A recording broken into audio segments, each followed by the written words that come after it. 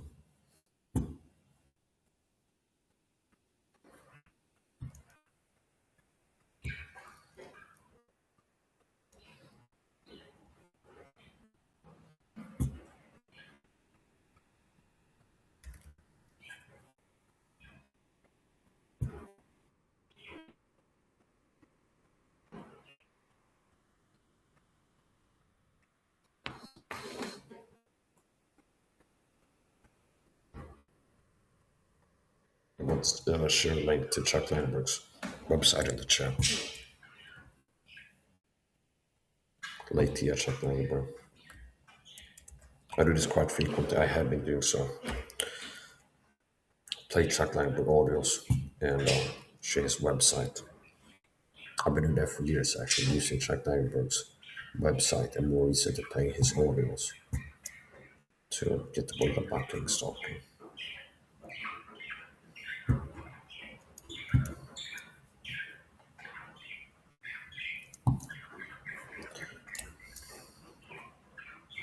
This is Chuck Landberg's website, a new Chuck Landberg's website.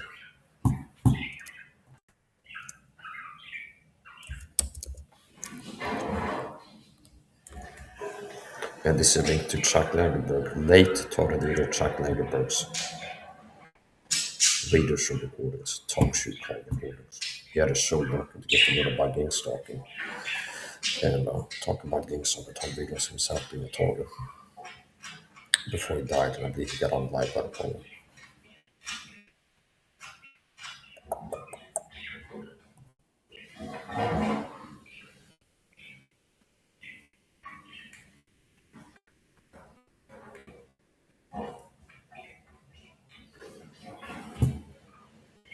This is a link to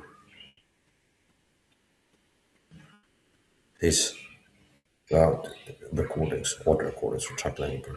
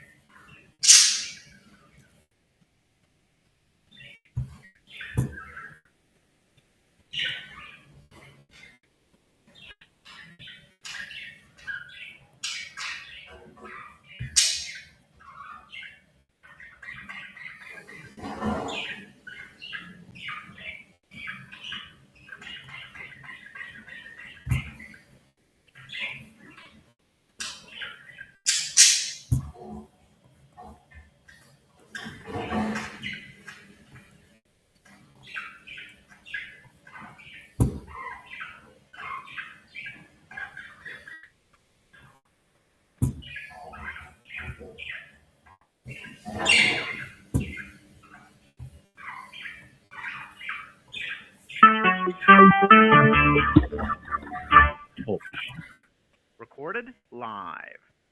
Hello, my name is Chuck. My nickname is Van of Vancouver, Washington, U.S. Welcome to this show, TalkShoe show number 120297 at TalkShoe.com. This show is being recorded, and anything said will go into the public domain. Thus, everyone is entitled and encouraged to copy and republish any part of this call, of the MP3 recording, and any text that I entered into the accompanying text. You do not need permission, and no notification is needed. To find more of these public domain audios, go to the top right corner of any TalkShoe.com screen and search for Vancouver or show number 120297, or click the top left Live Now button to see which show is presently underway. The time out here on the west coast of the U.S. is 10:40 a.m. on Friday, June 8, 2011. This is episode number 3001. I have on the phone with me Loco in LA, and can you hear me, and how are you today? Yeah, I can hear you, dude. That intro's a little long. It's 10:40 p.m., not a.m. I'm sorry, thank you. 10:40, yes, 10:40 p.m. on 12:40 a.m. in Louisiana. Are you free Washington? All right. Anyways, I just wanted to say I couldn't use my PIN to log in under Loco in LA because it's being used in another call right now, which is not, whatever. Yeah, no, I have a question for you. It's pretty informal, but I might have an answer depending on what's the question, but I'm not giving you shit. I gave you totally information before, and I had to learn new trends all over again. Totally understand. I have a question. It's up to you. I appreciate. But you had me remove 3 calls that we did, and dude, I'm asking. Keep harping on that. Like, you talk about this shit every time I see you. Like, yes, you removed my calls from your show. But it's in the. But this is in the. This is in the recording, and it's never been recorded. I've never had you on a recording. This time, I'm not going to remove it. And I'm just asking why you had me do that, please. Oh, because I wanted to. That's why. So. Okay. So what's been going on with you since those calls were in the fall of 2010, and here that was close to 2 years ago. What's new going on with you, please? Oh, same shit, different day. Nothing new. It's all the same shit, different day. You made the comment the other night that we're on different sides of the fence. What did you mean by that, please? I just mean like I said, 75-25, maybe 25%. So you think I'm? Go ahead. I give all these guests and all these people logged in. Maybe we might have 2 real people in here looking for valuable information. The rest of them are just fishing. I might even know at least one of them, or they might think they know everything about me. But so that's what I learned about these calls. It's nothing but fucking shills and phonies. A lot of shills and phonies on these calls at TalkShoe.com that are targeted individual oriented. If there's any real targets listening to this that's on this call, don't tell these people shit. Don't tell them a fucking thing. Don't get on these calls and think you can build trust with somebody and you can trust anybody from any of these calls with anything. You don't want everybody to know. I never did. Let's have some more on that, because I totally agree with everything. I'm sorry? I'm not trying to elaborate on anything. It's okay. Cut and dry. It's pretty cut and dry, and I am totally with Loke on that one. So what's been going on with you in the last year and a half since we've talked? My computer, I was reading this news story earlier. This is so funny because, like I said, this is real around here. Somebody, whatever. They need to kick in my door and fucking see me is what they need to do. If they're going to do anything, that's what they need to do. Anyways, I had put up a story earlier about this woman that was shot. The car fired 11 shots into a car, and it just fucking switched to a tab all by itself. Isn't it amazing? It's just now did that. But I mean, targeting-wise, in your life, what's been going on? Do you mind telling us? Oh, chemical warfare in many ways.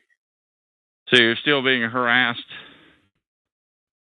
No, yeah, but it's It went more back to overt.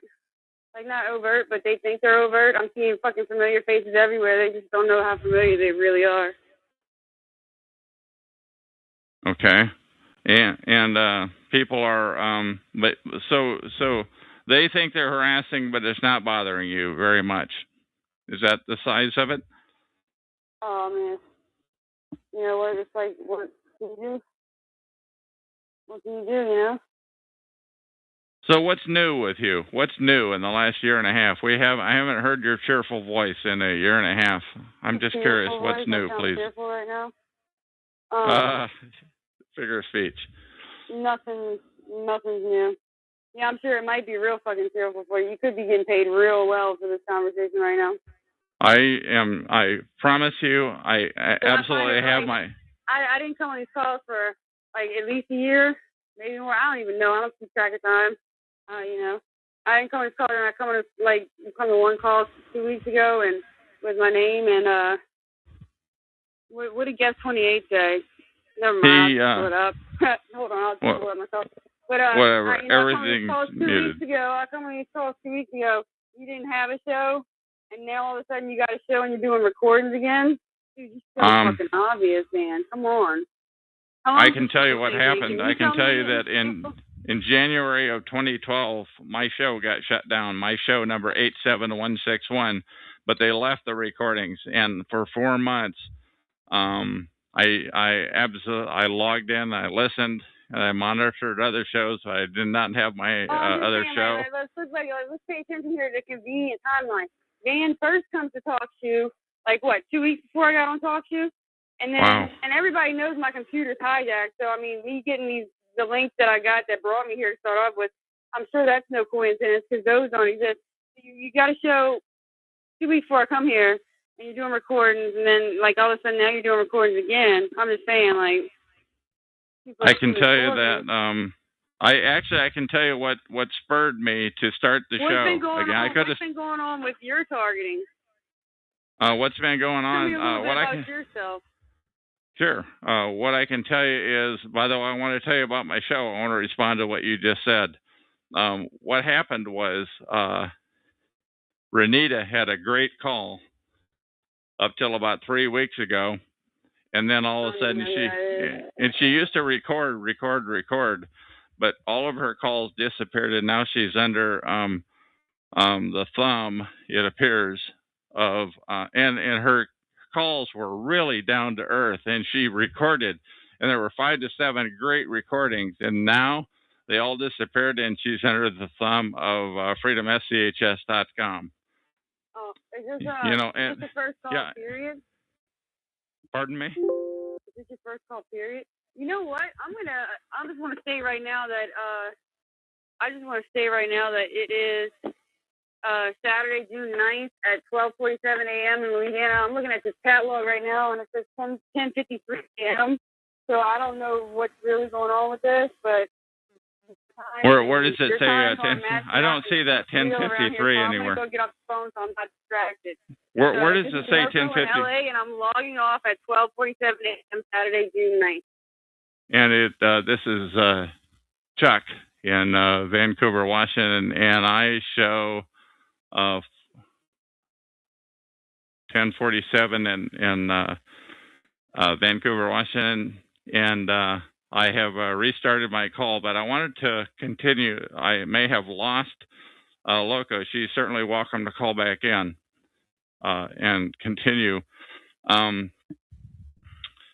what happened was Renita's calls went away, which I was really upset about because they were so credible, because her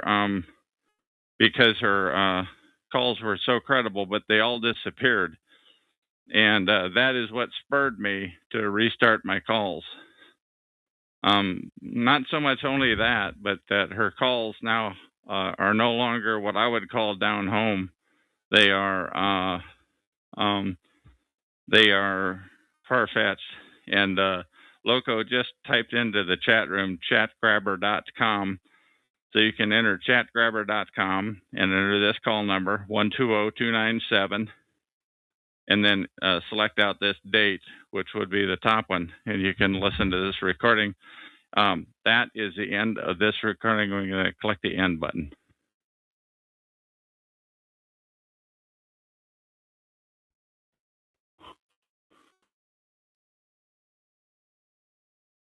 And I don't know. Talk show. Recorded live. Hello, my name is Chuck. My nickname is Van or Vancouver, Washington, U.S. Welcome to TalkShoe show number 120297 at TalkShoe.com. Anything said will go into the public domain. Thus, everyone is entitled and encouraged to copy and republish any or all of this MP3 recording file. You do not need permission, notification, or attribution.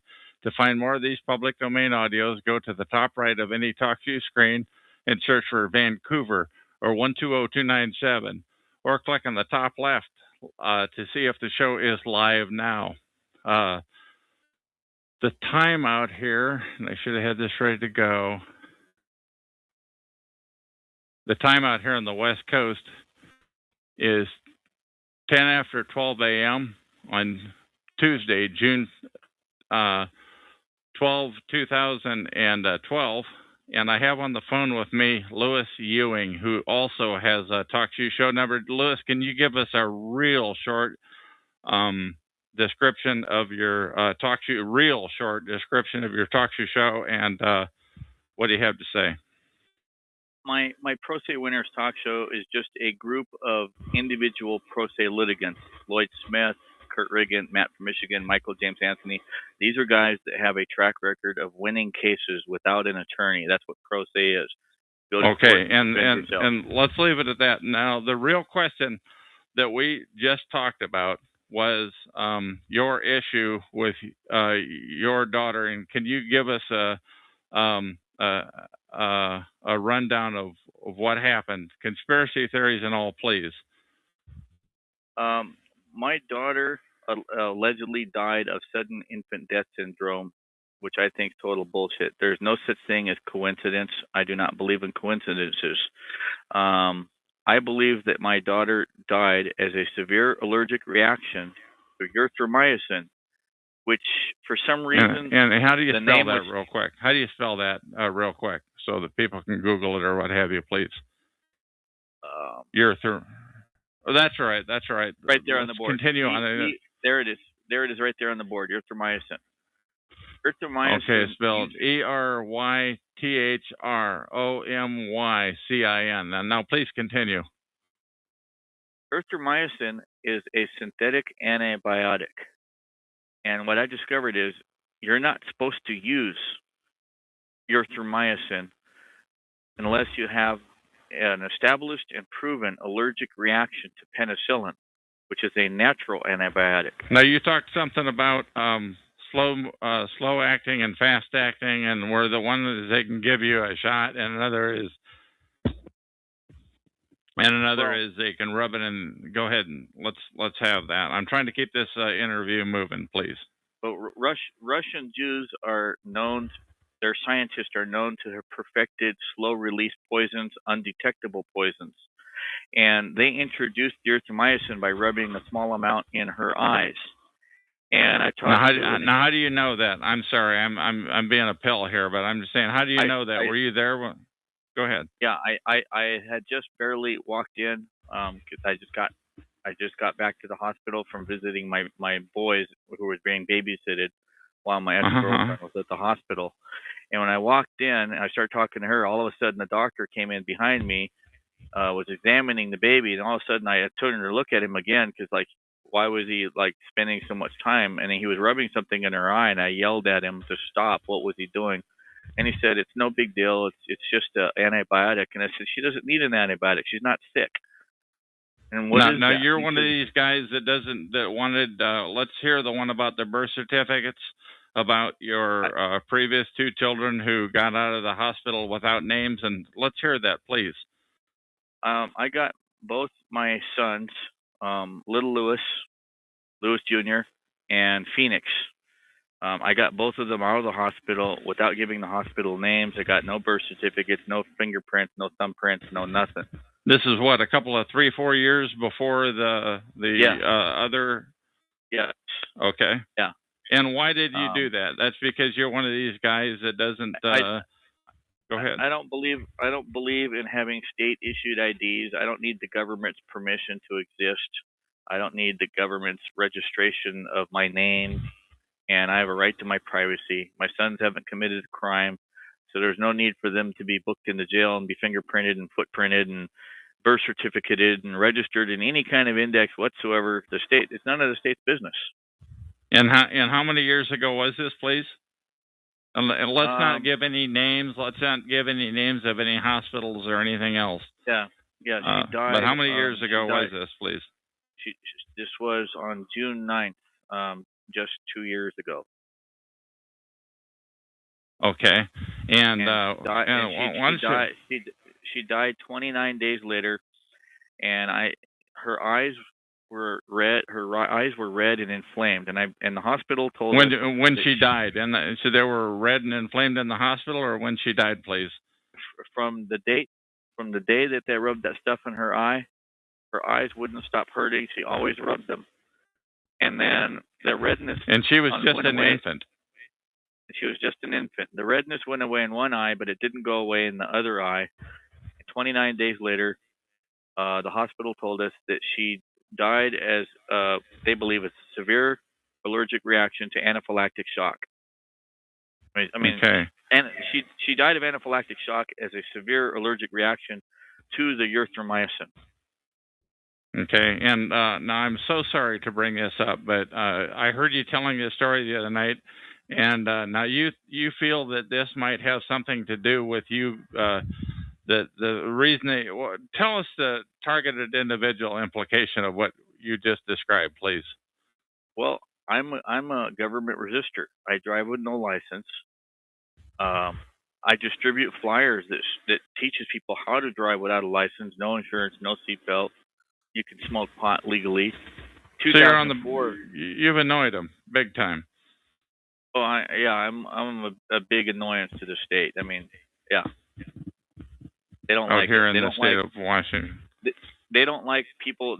Cops call people like me a constitutionalist or a patriot or a freeman because I drive without a driver's license.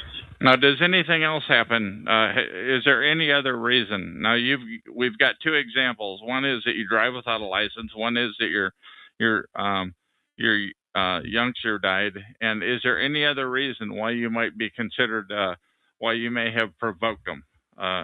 Targeting wise, please. In 2004, Kurt Riggin and I beat the largest marijuana case in the state of Washington ever won by a pro se litigant. Kurt got busted for multiple felony counts of manufacturing marijuana. We're talking 166 pot plants, all over 6 feet tall, the best purple bud you'd ever smoked in your life. We beat it. Okay, we don't need. Okay, and any other reason why you might have provoked the law, please? Any other reasons? Because in their eyes, in their eyes, we practice law without a license. We are not attorneys. We are not members of the bar. We never went to law school, and they can't have that. They can't have people who are not members of the bar. Okay. Any other examples of things that you have done to really annoy them, to really get under their skin? State. I've stopped 4 major tax trials on 3 different federal circuits. Okay, now you're making some pretty big accusation that we're making. That I believe it was an accusation. Correct me if I'm wrong, but that we're talking about potentially they intentionally killed your daughter, or they did that on purpose so that it would happen sometime later. Correct me if I'm wrong. No. The one other thing they're mad about is when I had my first son at the hospital, little Louie, my ex-girlfriend tested positive for drugs, and they actually had plans to kidnap Louie, and they arrested him for 72-hour hold, and then another 72-hour hold. They tricked her into signing away her parental rights, and then they took our son, down to what's called a PIC facility, where How do you spell that? P-I-C? How do you spell that, please? P-I-I-C. P-I-I-C, facility. Okay, and what is that, please? That's a place where I've discovered that they sell babies for $150,000 to $250,000 to Canadian citizens. Okay. And this thing is owned by an LLC. Yeah, let's not give any names because I'm trying to keep my show here from without getting sued, and we haven't used any names of any doctors. Right. But are you saying that they literally? What else do you have to say about this PIIC facility? Without giving their name. They fraudulently claim babies are drug addicted, and they pump them full of morphine, even though they're not drug addicted, to give the appearance. Now, how do you know they pump them full of morphine? How do you know that, please?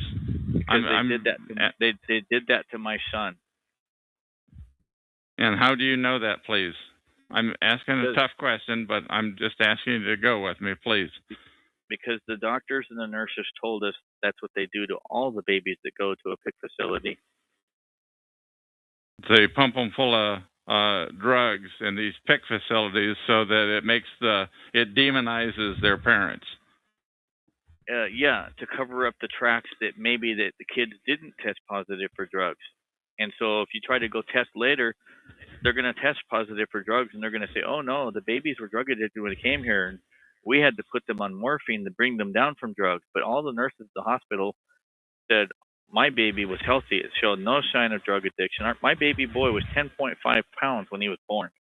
Okay, now I'm telling you, I've gone out on a limb here, and I hope I haven't risked the show, but we haven't given any doctors' names, any hospitals or anything like that. But do you have any other hand grenades that you want to throw before we terminate this interview, please? They assigned a German Jew police officer named Teresa Berg who failed to investigate that. Okay, hang on. Let's keep the religion out of this, please. Thank you. But please continue. Yeah, well, they assigned that particular lady who refused to investigate the doctors. She didn't investigate the warning labels on Tyson packages. On what kind of packages, please? I found out that the warning label on how do you spell that? The warning, like a warning label. She refused to investigate the warning labels on the erythromycin. She failed to ask the doctor if he read the warning labels. She was essentially okay. Any other hand grenades you want to throw before we end this off? You're not supposed to give erythromycin to newborn babies. Okay. Do you have anything else? By the way, why don't you give the Talk Show the number of your show before we end off here? What is the show number, please? I don't have it in front of me. Yeah, hold on. It'll take me a second to grab it out of my computer. Sure. I haven't actually memorized it yet. Okay. Once again, this is... go ahead. My little girl was poisoned. Okay, we're killing this conversation here. That's right. Let's leave it off. Do you have anything else that you want to say before we terminate this interview? No, I'm just going to post... well, let's not post it. Let's see. If you know what the number is, let's say it on the recording, because a lot more people are going to hear it on the recording. 120418. Okay, so the Talk Show number 120418 is Louis Ewing's show, and that's called what again, please? Pro Se Winners. Okay, and you're on, when is it presently on, please? Every Friday at 6 p.m. Pacific Standard Time. Okay. Anything else that you want to say before we call this recording to an end? No, I'm good, thanks. Okay, Louis, this is the first time I've talked to you. I've heard you a number of times on various shows. Thank you. Once again, my name is Chuck, and this is the end of the recording.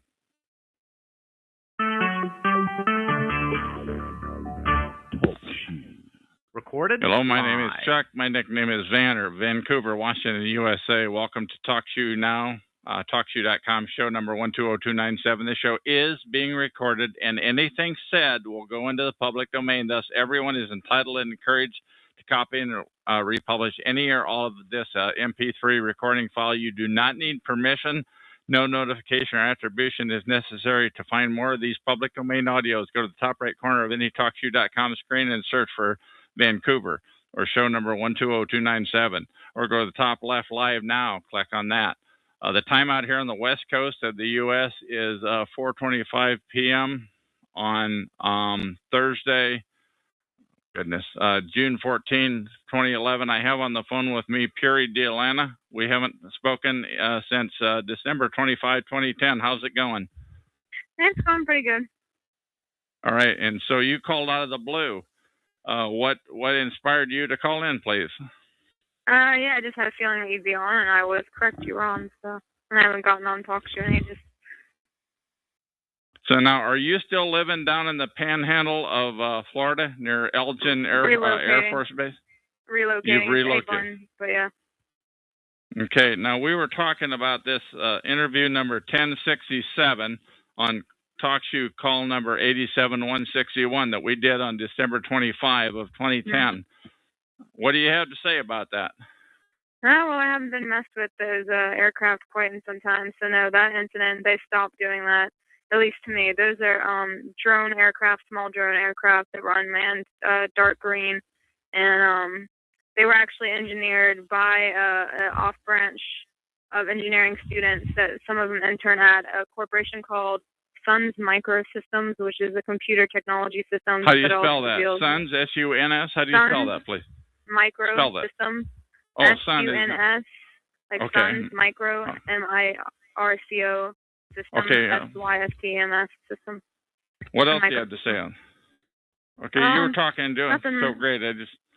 Go ahead. Nothing much. I haven't been harassed by necessarily any technology as far as mainly what they've been using is laser lights, all that stuff. I will say that I do actually have evidence of, and I have kept with me in a plastic baggie. One time when I walked, this was a while ago too, maybe about a year ago. I don't know, somewhere around then. I actually found a small microchip on the ground about the size of half your fingernail or your big thumb fingernail if you're looking at it. And I actually have it saved, and I actually have pictures uploaded, and I actually still have the evidence with me. And I cut the chip in half, and you can actually see where the copper is and all that stuff. And I found it on the ground during one of my runs to the entrance of the EOD base. Okay, tell me more about this. Tell me more about this this aircraft that was stalking you. As I recall, you were like a block outside of Elgin Air Force Base in the Florida Panhandle. It was Eglin Air Force Base, and it's off branch of Eglin Air Force Base. It's not actually. How do you spell that? E-G-L-I-N?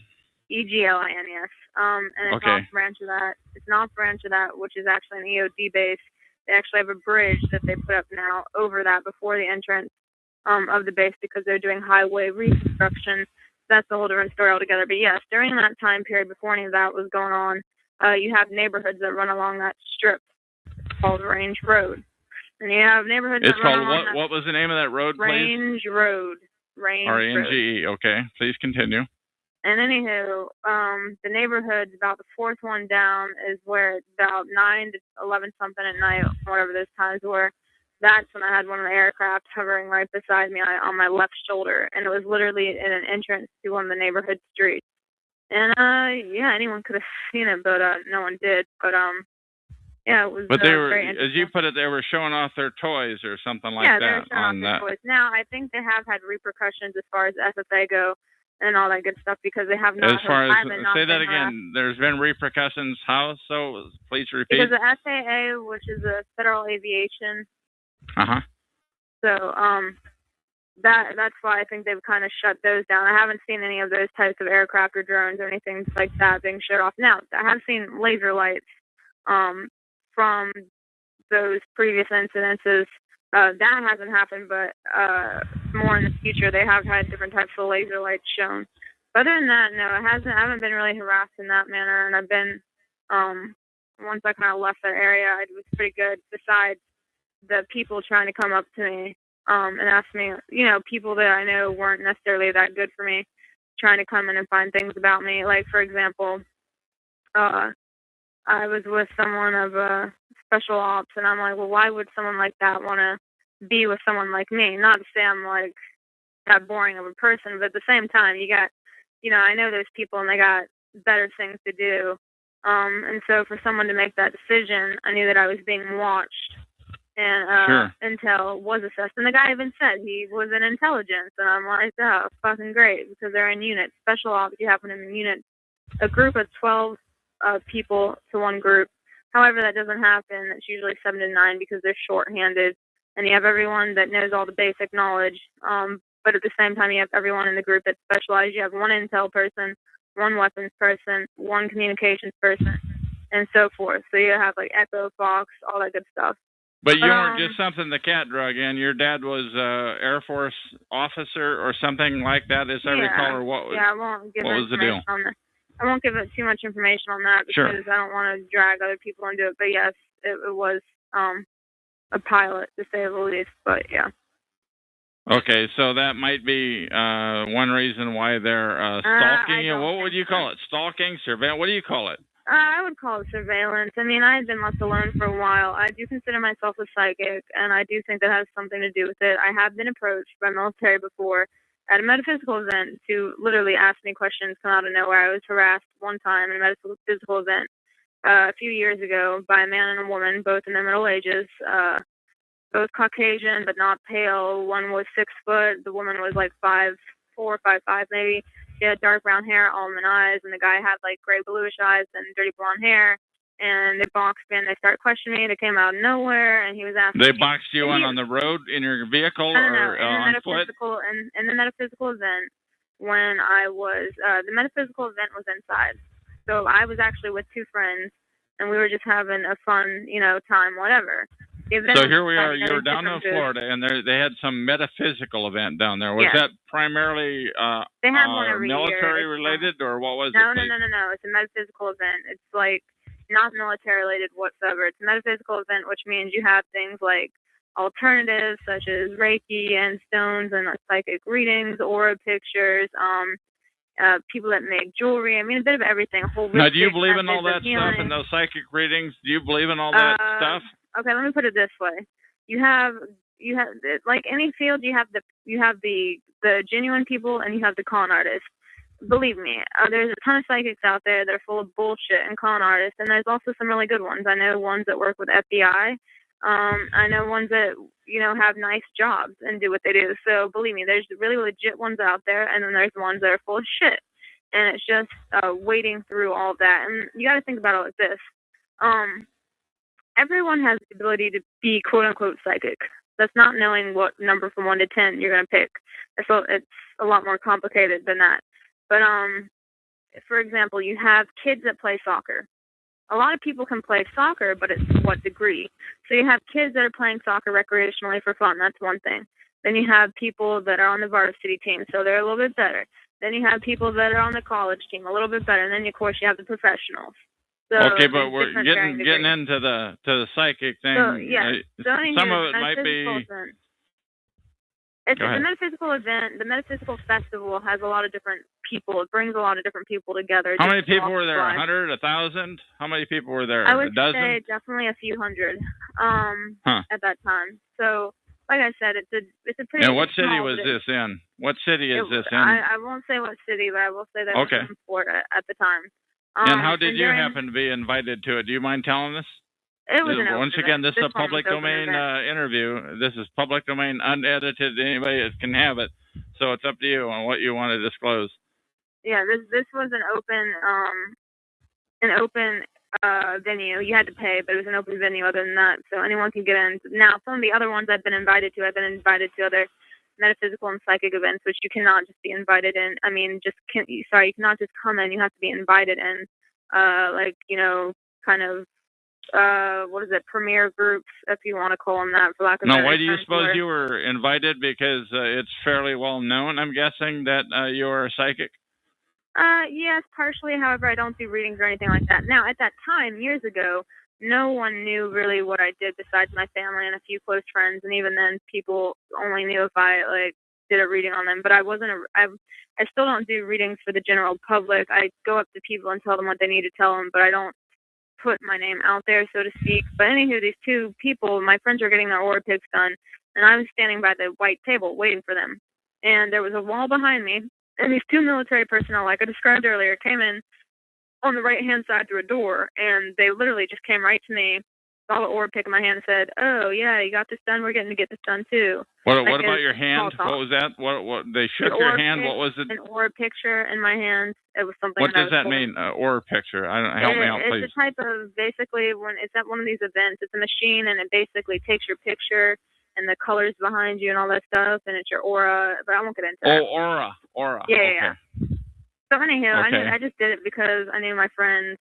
You know, I wanted them to have a good time, whatever. So I got that done. I was just waiting for them.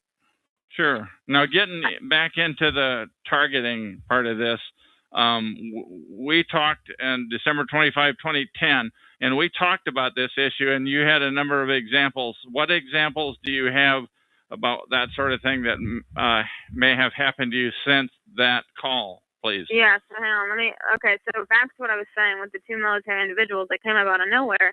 And he didn't ask my name. He didn't say, "How were you?" There was none of that type of conversation. He literally, after he asked about the aura pick, saying, "Oh, yeah, I'm going to get it done," whatever, which they didn't because I saw them leave after they questioned me.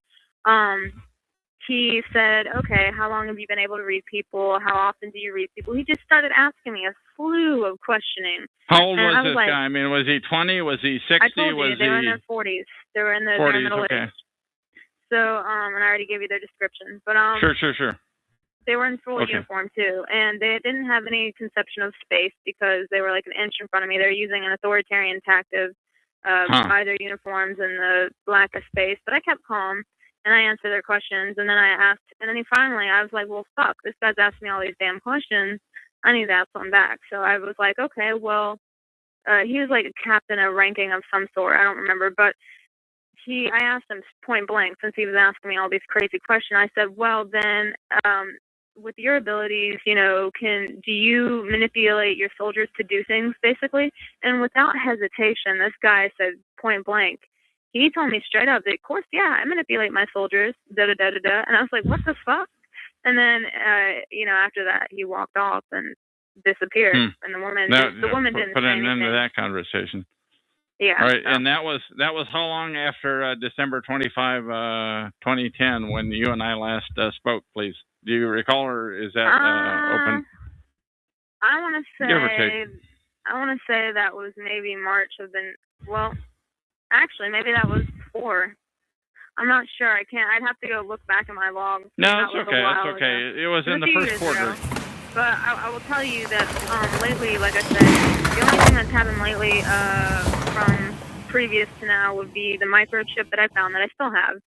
And you mentioned that microchip off the air. Why don't you briefly discuss that and how you think it applies, please, on the tape here? Microchip I found when I was actually jogging, and it was before I got to the base, and it was actually like covered to where it looked like it would be just dirt, but then I saw, it's kind of shiny. So it actually has, it's like I said, very, very small, like half of your big fingernail if you were to take it. It's round, it's circular. It had a brown strip that went around the circumference, and then the top was like a copper color with 3 rings. And then when I cut it open, you could actually see the green chips on the inside with the copper wire running through it. I actually have pictures, and I also have it, like I said, still in a plastic bag. And at the time when I was dating this, whatever you want to call it, special ops person, they were special, all right, not just kidding, special ed, but no, I asked him, I actually showed it to him, and I said, well, can you tell me what this is? And he's like, yeah, it's like a chip of some sort. And, well, I said, well, what is it? Who can I send it? And he's like, I really don't know. Maybe you should send it to, is it CID or DIC or something? Basically the Army equivalent of investigations for these sort of things. Of course, because they were Army. But, it was just retarded. I was like, really? No one knows what the fuck is this? So, I mean, everyone knew it was a chip of some sort with a hole and all that, but no one knew. Didn't look like it came out of your average PC or anything like that. No, I mean, even he didn't know what he was, and he was a weapons expert, but turns out these people don't do the same thing. They don't even pick out their damn bullets anymore. They have people in the, like, it used to be the snipers that pick out their own bullets and all that, but now they actually have people that specifically their job is to pick out the certain types of bullets for the soldiers and all that. So times have changed with what people have to be knowledgeable of and what they don't. So it's quite interesting in that respect. So what else may have happened targeting-wise since December 25, 2010, when we last spoke? Just random people coming up to me. You know, even the house I'm moving into, it turns out FBI used to live there. And I've had other types of interesting individuals come up to me, whether they are military, whether they, for example, one of the other people I knew, I met him randomly, and turns out his step brother is really high up in the DOD, which, if you don't know what that is, it's the Department of Defense. And he was talking about all this different technology and how they have a satellite, and how his step brother actually let him use one of the satellite things because he was an aircraft mechanic, and let him use so some aircraft mechanic is got access to a satellite, or what's that about now? Well, yes, because not access to it necessarily, but his stepbrother let him play with it for like not that long. I mean, just like for one thing. I mean, they were watching him when he was doing it, but it was a satellite basically because he's like, okay, stepbrother, who was like one of the high people up in the DOD, and the guy was like, okay, well, how good are your satellites? And the stepbrother's like, well, I can show you how good our satellites. And he's like, what do you want to see? And he's like, if you could view anything, what do you want to see? And he's like, my next door neighbor's house, which was kind of funny. And so they actually zoom in not only to the next door neighbor's house, but they can zoom in to the driveway, to the car, all the way to see the plate tags clear as day. So the technology they have is quite amazing, and what they haven't released out to the public yet. And just all these people, some of the high-profile people that I'm running into is like uncanny, to say the least. So it's kind of being wary of that, I guess you could say. Now, your parents were your father, I think you said, had a high-ranking position. Do you think they did anything with you to give you special powers, or do you think it just? No, I don't think that. I think it's just the way it is. My aunt was very gifted in that sense. I think it's not. There's no rhyme or reason for it, at least as far as I know. But no, I don't think they did anything as far as that goes. Okay, and now I've seen you around maybe once or twice, hardly to believe since you quit hanging around here in early 2011. What, based on what you know, and you do seem to know a lot more than most of us do, what do you have to say to targeted individuals? What advice do you have to give, please? Well, keep strong, know your sources, document. If you want people to believe you, you better have good documentation. Keep all the evidence, document from times, all that. Don't let it get to you. I know people go crazy, but really, you need to build your own strength and your own networking community. The more surface area you can cover and the more public you make yourself, that's having the right friends, having the right family, and really getting support. I mean, not going crazy with it, but just letting them know you're okay. You have to have a lot of these people, they get themselves in bad situations because they're unemployed. They're kind of just staying as a hermit, which fine, but you're also letting yourself access to easy target, because people are less likely to mess with you when you're out in the public eye, because people are going to see it. People are going to note it. Like, for example, if you abducted someone that had no contact, no one might call in a report until 3 weeks later because no one knows that person. So they don't know that Bobby is missing. Whereas if you have someone in the community, goes to work every day, eats at X restaurant, sees family or grandma every week, and that person doesn't show up, you better believe that there's going to be calls within the hour or something pretty fast. So but in your case, you've definitely been targeted, but in a different sense. You've had like highfalutin intelligence sources asking you questions, and they don't always identify themselves, I guess. Is that right? Well, to an extent, I think some of them identify themselves, and most of them are pretty blunt. It's knowing, at the end of the day, you just got to know that everything you say is public, and that you got to be okay with that, and you got to don't have any dirty laundry hanging out there, and you won't really have an issue. The thing is the truth definitely is helpful, and if you can be blunt and honest with these people and say, hey, this is what it is, this is what it isn't, and know when to shut a conversation off with these people and just walk the F away, then you're gonna be fine. Really, you will be. And I don't. Even if you have a lot against you, it still doesn't matter because there's a lot of people in history. Take, for example, Harriet Tubman. She's the honest. She. What was that name again, please? I missed that. Harriet Tubman. Harriet. Okay, do you mind spelling that, please? Harriet Tubman. Remember the slaves that underground tunnels? Okay. All right. Anyway, go ahead, please.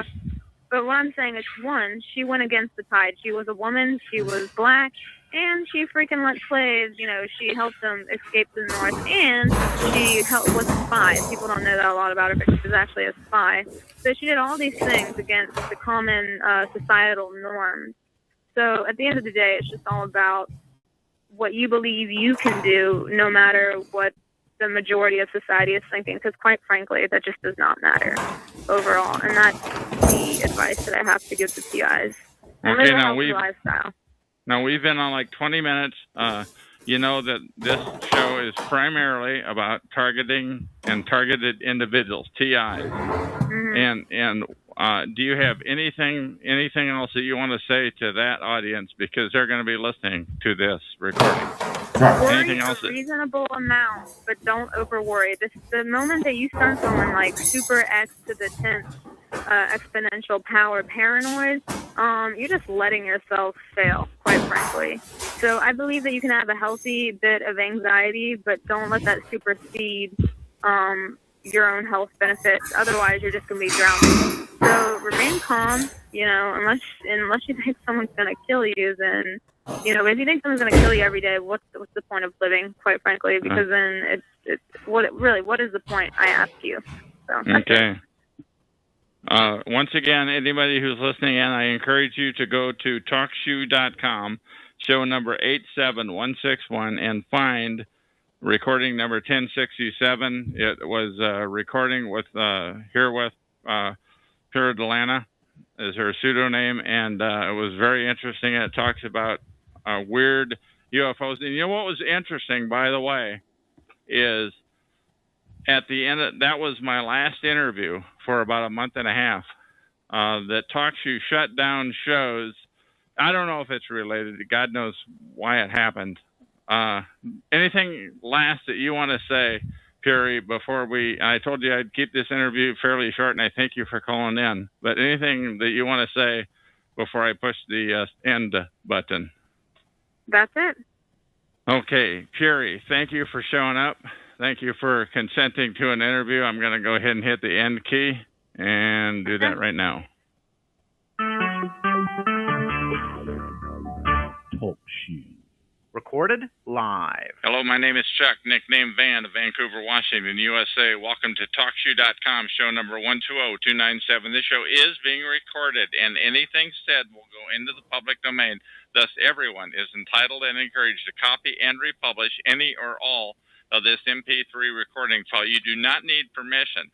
No notification or attribution is necessary. To find more of these public domain audios, go to the top right corner of any TalkShoe.com screen and search for Vancouver or show number 120297, or click the top left button to see if it is live now. The time out here on the West Coast is 5:05 p.m. Today is Tuesday, June 19, 2012. I have with me on the phone right now Jeff of Chelsea, Massachusetts, and he is going to interview me, and I'll leave it open the door. How are you, Jeff? And the ball's in your court. Not a problem. It's the first time I ever interviewed somebody, and though I don't have my own show, this will be like me having my own show, and I'm going to interview Chuck from Vancouver, Washington. Chuck, how are you doing? I'm hanging in there, and I'm looking forward to this hardball interview. I've interviewed you a couple of times on my old show, number 87161 at TalkShoe.com, but this is the first time on this show that I've been interviewed. Okay. Now, sorry for the long answer. No, that's fine. Let me start off with the basics. And another inspiration I have is I might reread some or all of the questions I talked about in the chat room to get it on recording, though, so people can think about it. But first, we're going to start off with the basics, the roots. Everything in life has roots. Trees have roots. And when you're looking at a problem, you always have to get to the root of the problem. So, Van, do you think your gang stalking was a result of the workplace, and what kind of work do you do or used to do? I used to do computer type stuff. I was workplace mobbed. I do believe that my mobbing or harassment precedes that by many, many years. I do believe it runs in the family. I do believe that cousins are, in other words, I believe it goes potentially, in my case, my gang stalking and harassment may go up to the grandfather level. Wow. I cannot prove that. They don't send you registered letters about that. I'm just guessing. I've seen certain incidences in the family that I believe that's the case. Wow. I figure we at least established the foundation and the workplace mobbing, and so forth, because what people know the testimony, because there is always a common thread among people who are gang stalked, and I'm not going to ask you for dates and so forth, because that would be irrelevant. You can ask anything. The worst it's going to have, you can ask me anything, say anything, do anything. I know. But no, that you feel like. All I can do is say no, thank you. No problem. So what kind of things happened to you when you were workplace mobbed? Happened later on, like within a year before I left. People, say 2 or 3 people were always in my area, in a harassing, and I didn't put it together. A couple of people that I worked with were involved with it. Once again, I didn't put 2 and 2 together. That's actually the first time I've ever talked about that situation, and they would deny it. I'm just telling you, one thing that you learn when you are harassed is that it went back before you started to think about it, and I didn't really start thinking about the harassment until they went quote unquote overt. In 2000, in like April of 2006, but now I'm talking about 1997, that it may have gone that far back. And also, there was time back there in the 90s where I had a cop living across the hall from me, where I lived. And just recently, a few months ago, I moved from a place that had a cop that lived right next door to me. And the guy before him died in the apartment, believe it or not. So when things like that start to happen, when odd incidences, let that raise the red flag. Maybe you're marked. Maybe something is going to come later. I'm giving you long answers, but please continue, Jeff. No, I'm listening. But okay, now you say that this goes back to your grandfather. Was your grandfather? Possibly. I say possibly. I have no. You're not going to get a registered letter. You're not going to ever know for sure. I know. I mean, I'm not 100% positive of how it happened to me, but I have ideas, and the video gang stalking on it's on Vimeo.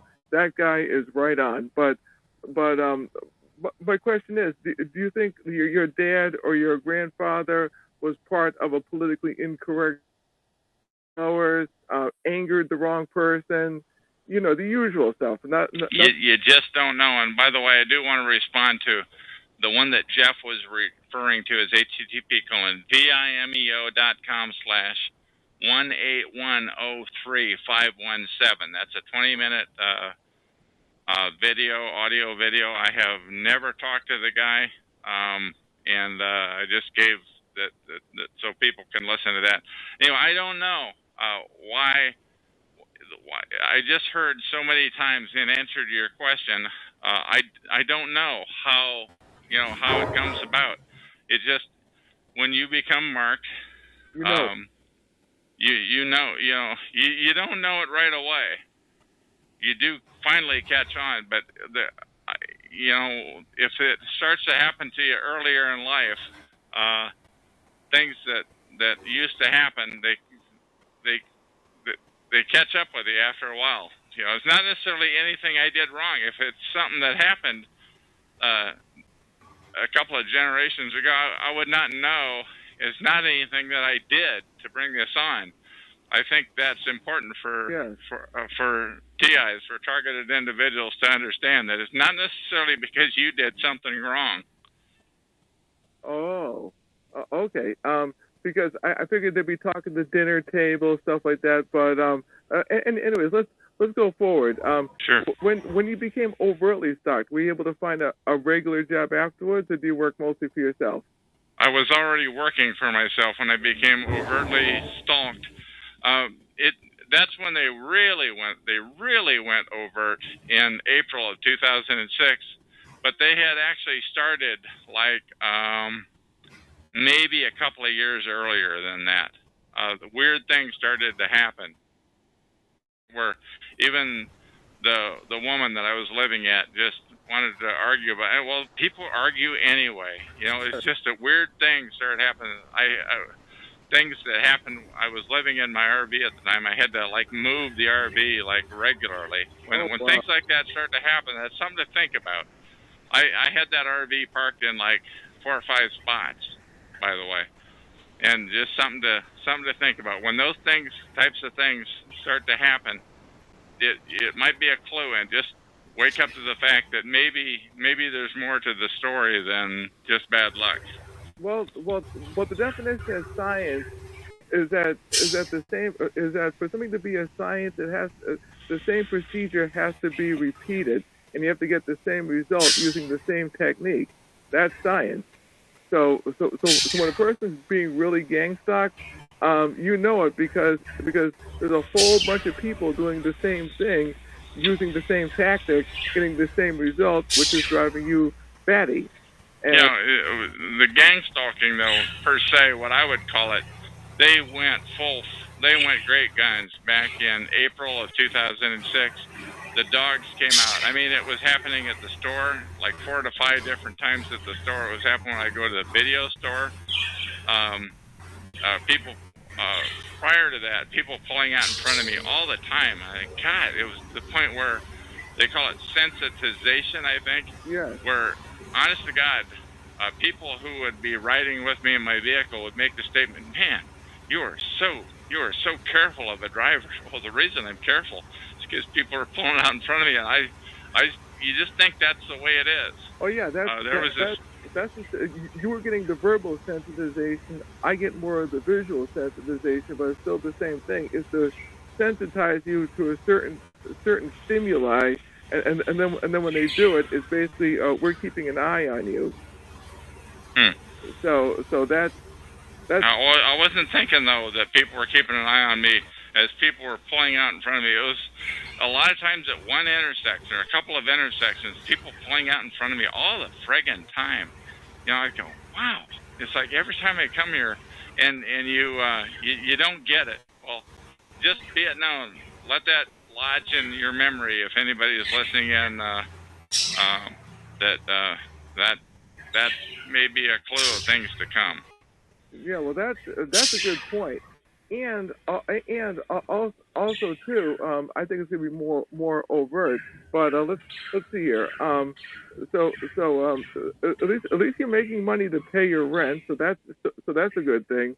That helps. You know what else too is the secrecy. Why do you think there's so much secrecy with this? Because you do have Russian defectors, you do have defectors that come from communist and Islamic bloc countries. What makes this so secretive that your average Joe on the street would want to do this? Yeah, I don't know. I've only known. By the way, I started to be overtly stalked. I mean, like I said, the dogs came at me, and I'm getting to your question, but the dogs came at me in April of 2006. It was 4 years later, in May 2010, that I finally discovered the term organized stalking on, and gang stalking, and I finally started to YouTube those. So I've only known about this issue of organized gang stalking for 2 years. So yeah, absolutely, it's a secret. It took me 4 years, and when people make the statement around here, well, everybody already knows about it. Everybody does not know about it. It took me 4 years to come to the conclusion that that's what this was. And when I read it on Gang Stalking World, by the way, and I finally found it. Wow. Gang Stalking World. Actually, where I found it was on the Portland Mercury. It was on their blog, Portland Mercury. That's Portland, Oregon. And they had a description. It almost sounded like I should have written this. It was written by a Canadian kind of a guy. And he said, what is happening is you are being gang stalked, a term that's called gang stalking. And he wrote, and I've seen that term restated and rehashed many times. I've seen him paste that same text into many blogs. So he has done a great thing to help to get the word out, this guy. Now, one of the main authorities of gang stalking is this woman named Eleanor White, and I love her comic strips. What's your personal take on her comic strips? Do you think there's crazy talk in there, or do you think it's sound? Because people who are listening are going to be grasping for straws. Yeah, and that's Eleanor White, spelled W-H-I-T-E, I think. I like the heck out of her comic strips. She does them from like about 25 each, 25 of them from Peter the Perp standpoint, and another 25 from Tommy the T.I. or somebody like that. And it's like every one of those things, comes close to mirroring me. There are a couple of three things, and I don't want to get into what they are. No, don't. Because I try to avoid the far out talk. That there are a couple of three things in there, though, in her Tommy the T.I. that I find a little far-fetched, and if any reason that I was ever to give them any credibility, it would be because she took the time to put them in her comic strip. That, honest to God, that's the only reason that I would ever, they're so far-fetched. But that's only 2 or 3 of the 25 strips. The other 25, it's like a textbook on perping. Peter the Perp from the Perp standpoint, and Tommy the T.I. from the T.I. standpoint. They're pretty good. And also too, do you know any other authorities that would be good for beginners who are recently being stalked, who can grab onto it where there's no crazy talk? I don't know. I don't know.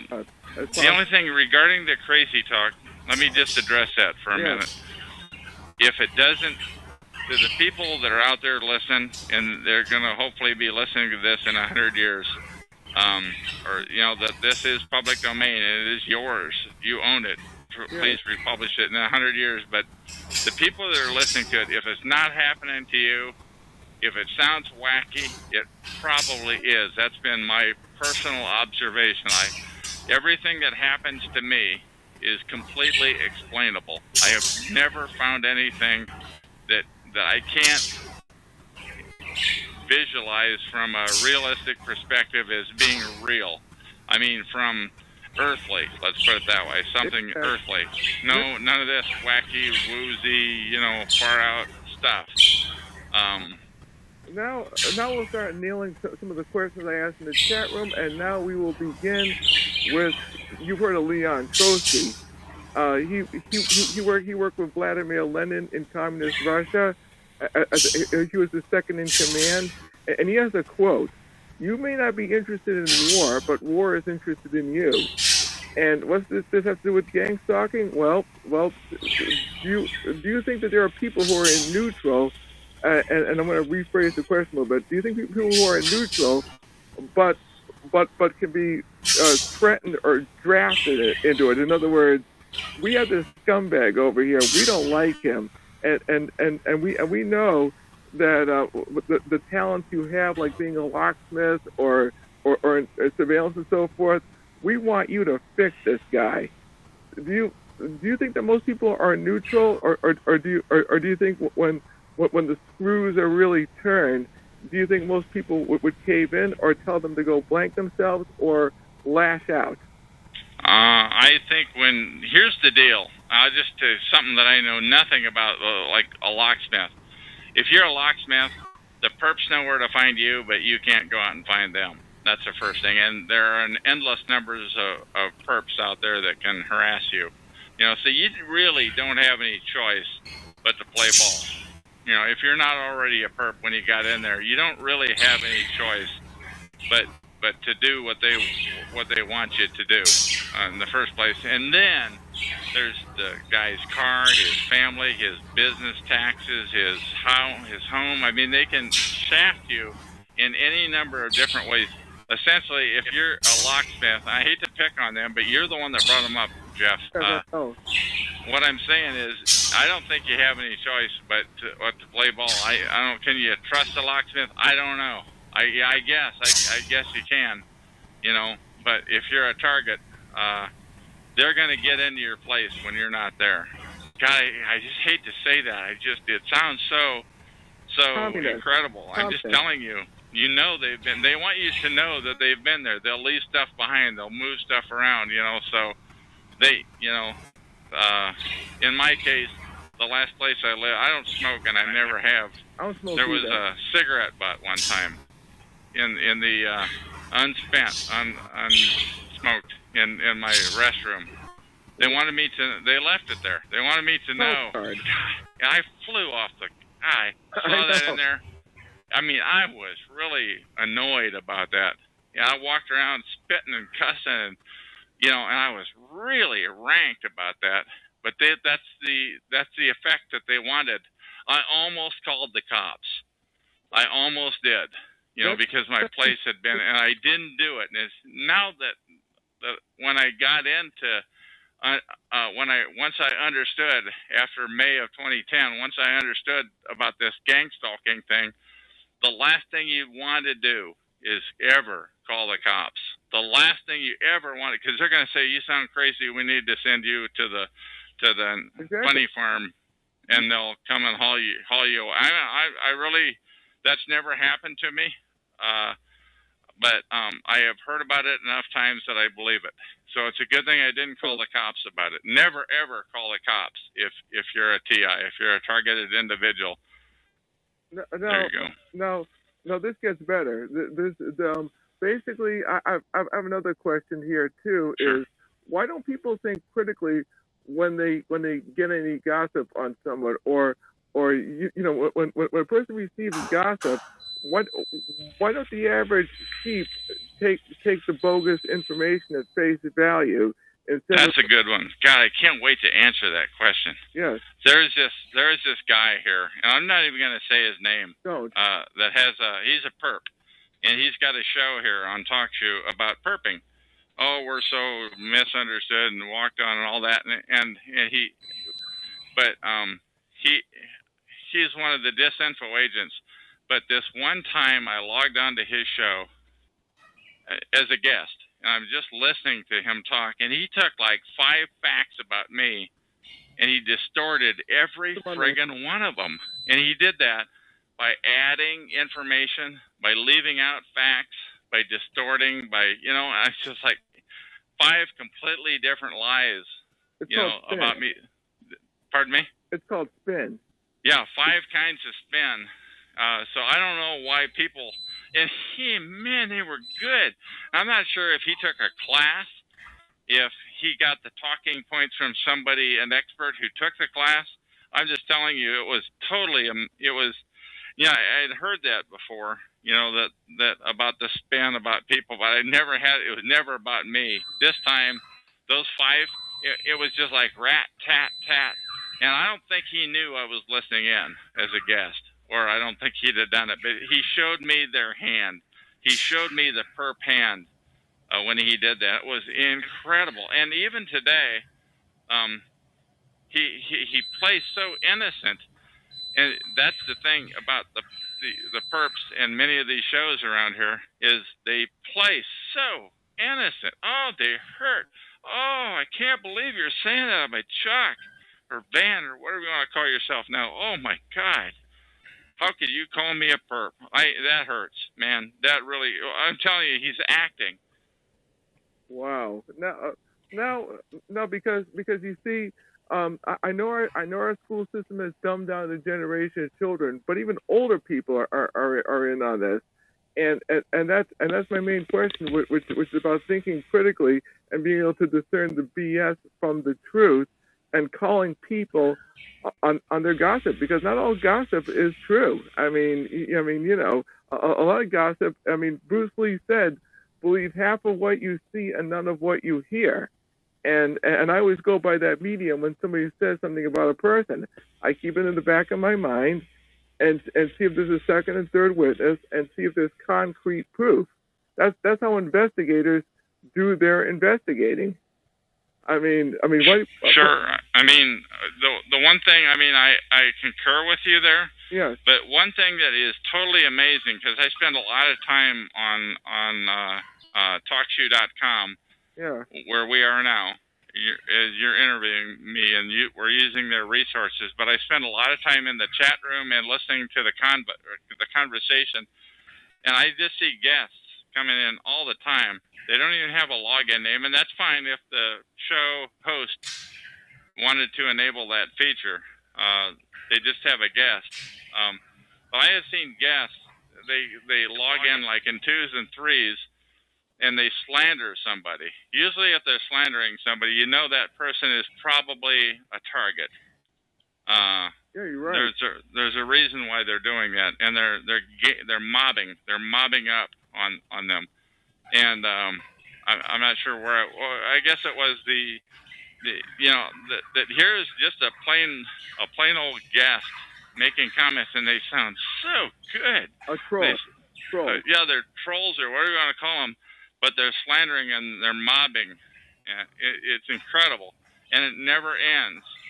No, here's another good one, which is and this inspiration actually came to me. It's not in the chat room, which is a person can be sued for slander. Means something you say about a person. Let's see here. Libel. Yeah, libel is something that's written. Aren't the perps and the handlers afraid of getting their pants sued off of them if that perp or victim is able to prove that he's not all the things that they say? At the very least, to open themselves up. I don't think they're worried about it at all. From what I've observed here, when I've been, I spent a lot of time on TalkShoe.com. From what I've observed here, anything goes. You know, pretty much it's up to the host to mute somebody if they're out of line. And I have seen usually it's guests, but even the people that aren't guests have a pseudonym login, so it could be J Doe or whatever, you know, and type stuff. And not only that, but people that know how to circumvent this system on TalkShoe, there can be 3 or 4 J Does. So, you know, I wouldn't recommend. I don't know how to do it. I don't want to know how to do it. What I'm saying though is I've seen that happen. You can actually tell, and I'm sorry to get technical here, but you can tell by the user number. I've not seen that the user numbers would be different, but most people aren't going to know enough to look at the user numbers. What I'm saying is that you can be a guest or you can be a login. Is very rare that somebody uses a real name, so pretty much anything goes here. Yeah, I'm just throwing that out there, and I'm not even talking about Sure. TalkShoe. I'm talking about just on the street and workplace mobbing and that kind of stuff.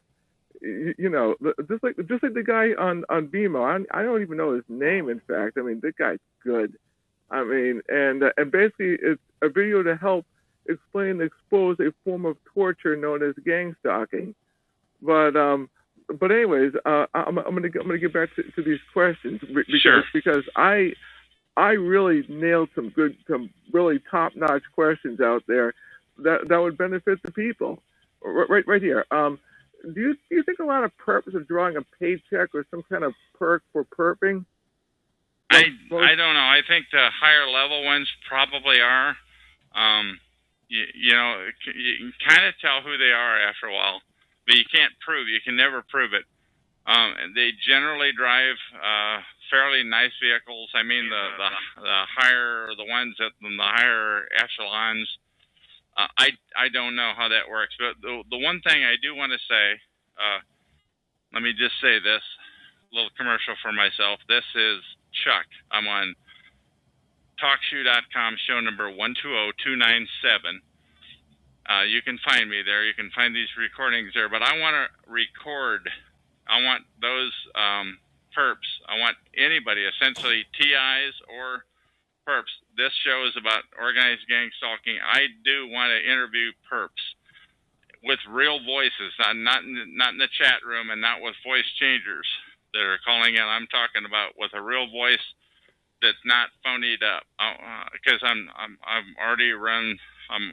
already give up on the fake stuff because they game the system. But when they have to use their real voice, it's a little bit of a different deal. But I want to interview those people. I want people, you know, maybe they went to the doctor and they know they have only X weeks or whatever to live. Yeah. Hopefully, while their mind is still working, they'll give me a call. I'm on here right now as of June 2012. I'm on here like every day for large chunks of the day and night.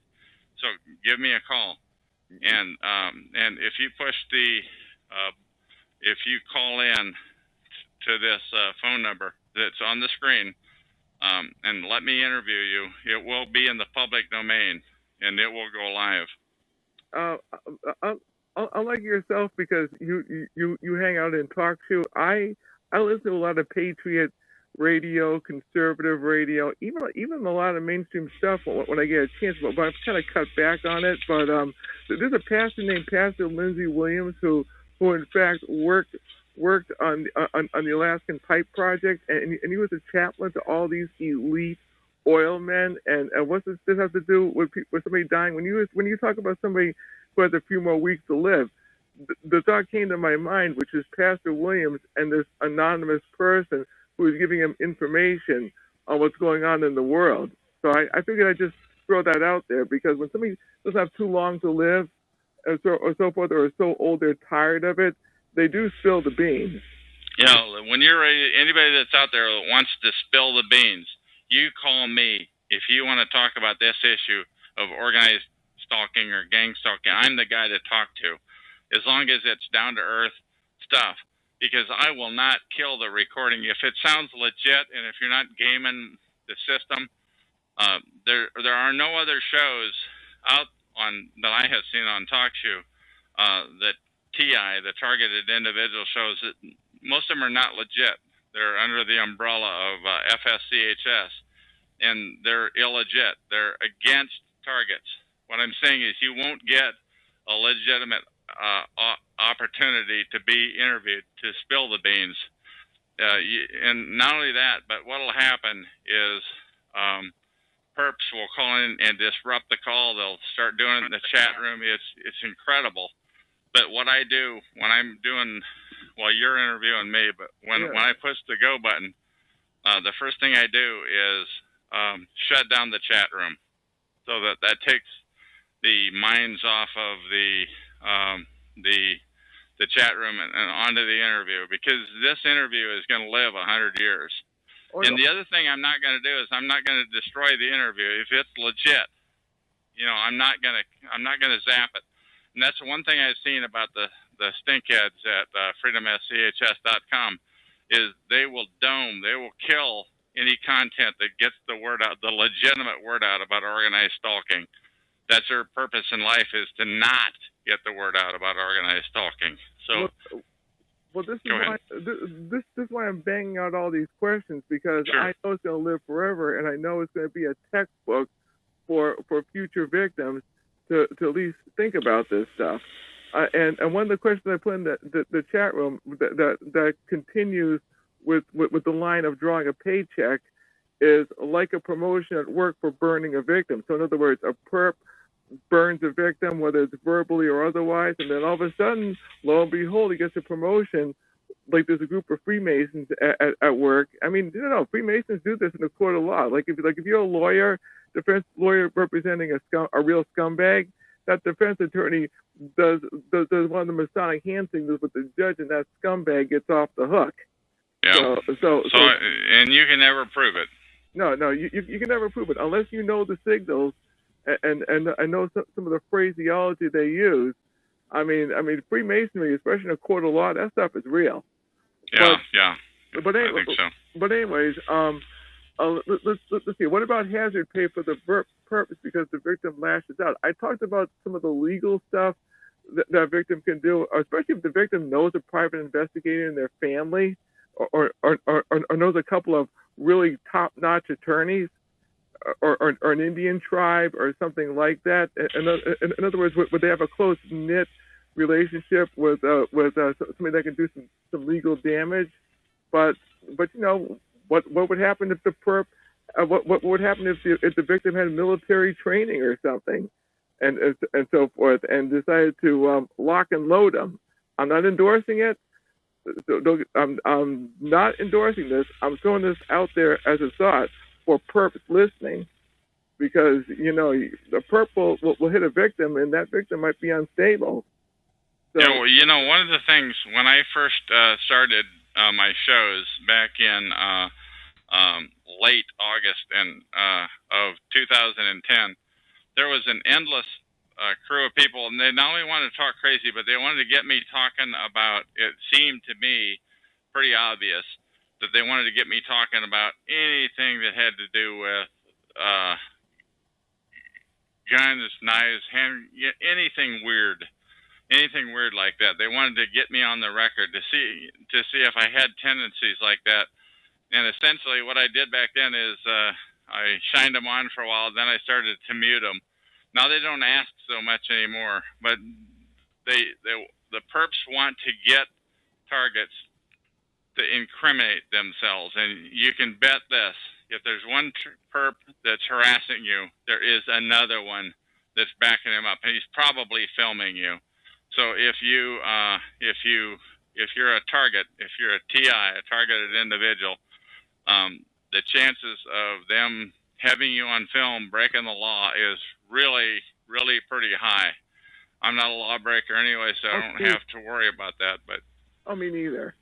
But and then I put in the chat room. That's why I would never be a perp, because if I was a perp, that would be going. I'm serious. That stuff would be going through my mind. Or what would happen if I was harassing a minister, for instance, who was an otherwise good person, and I know deep down inside that minister is a good person, and that I might not live long if I keep messing with the minister, because I might stroke of a heart attack or something. You just don't touch a minister in that kind of aspect. I mean, these if I was a real bad guy, thoughts like that would be going through my mind of the consequences, whether physical, mentally, or otherwise. And let me just tell you something about those perps. I think a lot of perps are. It's not just. I mean, it's cops, it's firefighters. They're essentially paid. It's municipal workers.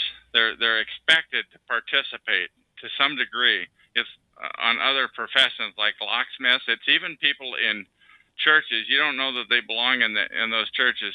But regarding I lost my thought. Regarding the I lost my thought, Jeff. Ministers, no, that's okay.